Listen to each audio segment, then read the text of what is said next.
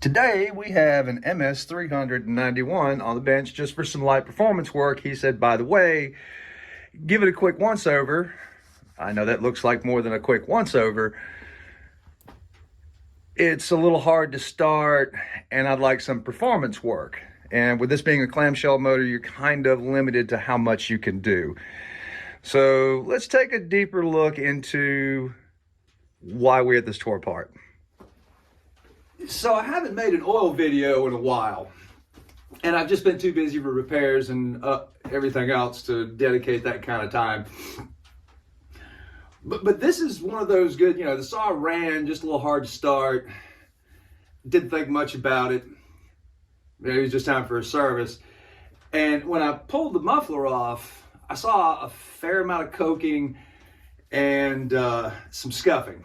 And I think this is basically from carbon buildup. So let's talk about why it's important to run a nice clean oil. And here we go again. This is a friend of mine. I know him well. Weekend warrior, firewood cutter, does a little bit of, tree work, not necessarily professionally, but like, neighbors and things like that. Guy knows how to run a saw, guy knows how to sharpen. I've actually cut with him at a mutual friend of ours. We took a couple of trees down. It's not how he runs the saw. I got to put all that out there. This is one of us, knows how to use the saw, knows how to mix his gas, knows how to sharpen a chain. And here we go. Let's kind of take a look at the reason why we're here and why this is tore down. All right, so I'm sorry, what's that sub? you know me, I always talk about oil film. So there's some oil film in the crank case, which is good. Put it We down weren't to starved of any 72 or lubricants. 3. A little darker up here. This is all, should be all the same color metal. And then you see this coking, and you look at the bottom ring. It has been sealing very well. We've got a fair amount of carbon buildup. The factory limiters are on the carburetor. So I mean, this hasn't been monkeyed with. And that's your intake side of the, and then there's a crown, not horrible. And take the glare off of here so I can't catch it right. Well,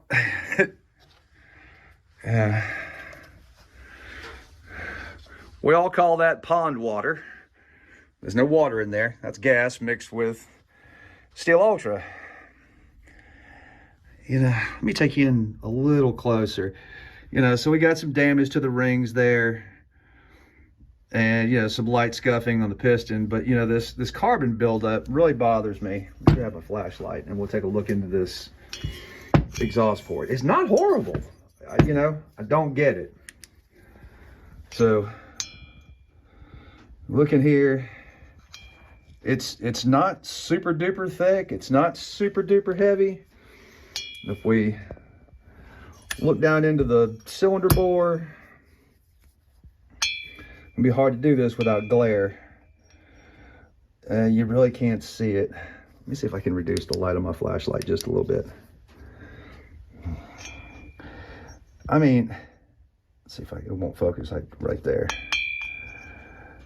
Yeah, with the naked eye, you can see just a few light scratches, but this is basically, if you look at the lip or the top of the exhaust port right there, the carbon buildup is where the chamfering is. Same thing here on the sides. That carbon is there, and you'll also see little micro scratches in the side here from carbon buildup. For those of you who haven't watched some of my oil videos in the past, it says right there, JASO FB. So there is the Japanese automotive, whatever. So FB is the rating, just like your API for a motor oil. But this is based on, like, for two-stroke oils. This is the gold standard of two-stroke oil testing. Highest rating you can get, where we at? Oh gosh, here we go. Gesso FD. Okay, so there's your top of the heap, and this is the lowest rating they offer. Now, I'm not here to bash anybody. I'm not here to promote anything. I don't have a lab coat on. I got a flannel shirt. Take that with a grain of salt. What I do is work on chainsaws and two-stroke engines every day for a living. Now, ideally, if everything's perfect, an FB oil will be more than adequate from a lubrication standpoint and burning clean. I think with an FB oil, if everything's not just so, then you run the risk of it not burning cleanly. So just to clarify, there's several different tests that they run these two-stroke oils through to get that FB, FC, and FD rating. The lubricity and like how slick it is, how it clings, how it lubricates, that standard has to be met by all three tiers, C and D, that it's all the same lubricity standard. And then basically when you get to FC and FD, that means there's some more additives in there to help it burn cleaner and cleaner, which will make for a more forgiving two-stroke oil. I think this is the best way I've been able to put it over the years. If you've got, an FD rated oil, every last thing, Echo is a Japanese-based company. Even their cheap little, like with the cheapest weed eater, they give you a free 1 gallon, a one-hit bottle of their oil. It's FD rated. They're cheapest. They don't make anything FD. Somehow or another, this formula hasn't been updated in almost 20 years. Husqvarna, their XP oil is an FD. They have reformulated it to help it burn cleaner in a wide range of applications. But again, that's the downside of carbon. And in this particular issue, there's not a ton of carbon here, but it's in the wrong places, in the ports. And that's where that chamfering is. They go back in after it's cast and plated. The final inspection process is to go around and they actually chamfer the edges to make sure there's no rough edges around. So there's actually somewhat of a little bit of a relief around the opening of each port, just as a bevel to make sure that nothing gets scuffed up. There's nothing interfering. And then the rest of the bore is slick as a minnow, Nicosil or chrome plated. So when I reach down in here and feel the opening of that port, feels like 120 grit sandpaper. It's really rough where it should be smooth and relieved. I wasn't planning on making a video on this, but these are things that you need to know when you run a two-stroke. Now, some of the scoring besides that where it may have gotten hot, you'll see some, this got warm. This style, this is what they call a clamshell motor. So this clamshell design utilizes the cylinder like this as part of the engine housing, and that's the other half. So in some instances, there's just a cup that bolts to the bottom of this that holds the seals and the crankshaft and everything in place. These are your engine seals, and these prevent air from getting into your crankcase and messing up your fuel and air ratio. These are on there, and they're not that tight. I don't know how old this saw is. The little sticker is gone. Normally there's a sticker right here, and it'll give you a MOD or an MD, and that'll give you year and month. But the saw doesn't look to be too terribly old. It's in very good shape. Again, this isn't, tons and tons of hours of wear and tear. Let's get this thing cleaned up. I think I've spewed enough. But, obviously you can't take these apart and put them back together without a fresh set of crankcase seals. Simply put, if you're here with me at this point and you haven't got bored with what I'm saying, pull your muffler off. It's just a couple of bolts, and have a look, shine a light through your exhaust port, rotate the engine, and see if you see this. And then it is time to change up two-stroke oils or reevaluate, does this need to be retuned? Is it running right? Are you using fresh gas? A lot of things. So trust but verify, I think, is what you can do to avoid that. All right, got the crankcase all cleaned up. That's ready to go. All the Durco is gone from here. Some light performance work. Just a little bit of work to the exhaust port there. A little bit of work to the lowers because they're pretty tight. Did a little carb work. Nothing huge. We're gonna go back with a meteor piston, nice economical way to do it, and still have some really nice fit and finish. These are made in Italy.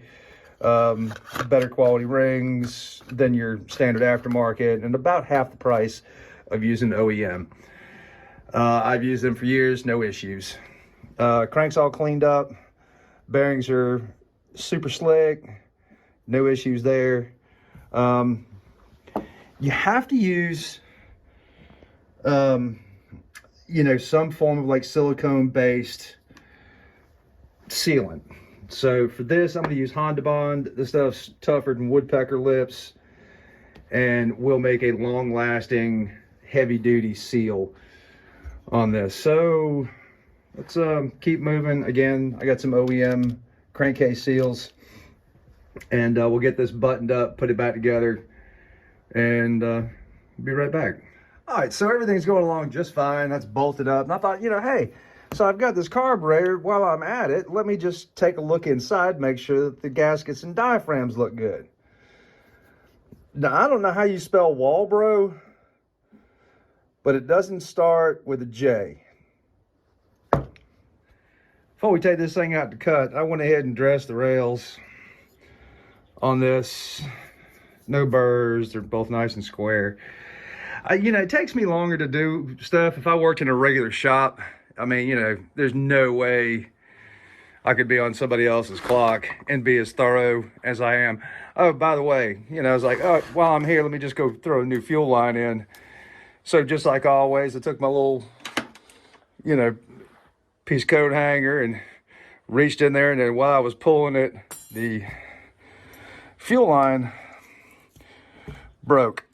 So I had a spare from a crushed 362, not too terribly old. It's not a new piece, but it works and it's in good shape. It's still pliable. He's got a new fuel filter in there. I'll take a second look at this chain. And finally, we get to go cut something. Well, I had it all back together, went out there, pulled the cord on it, and tried to get it to settle in. I wasn't going to do it live just because I've done some performance work and it would need a little bit more carburetor adjustment. I wasn't going to drag you through that. But anyway, I was correct, and that's not how you spell Walbro, upside down or not. What I do have is a new carburetor that actually says Walbro and starts with a W. I actually had this on hand for another customer's 362. They actually run the same carburetor as the 391. Anyway, one was on back order. I ordered one offline. This is like a new takeoff. So let's put this carburetor on there and see if it runs better. But the tune was all over the place. It would run fast, and without changing any screws, it would all of a sudden drop down to barely running, and then it all over the place. It's just indicative of crappy carburetors. All right, this is a little bit more like it, with a real carburetor on it.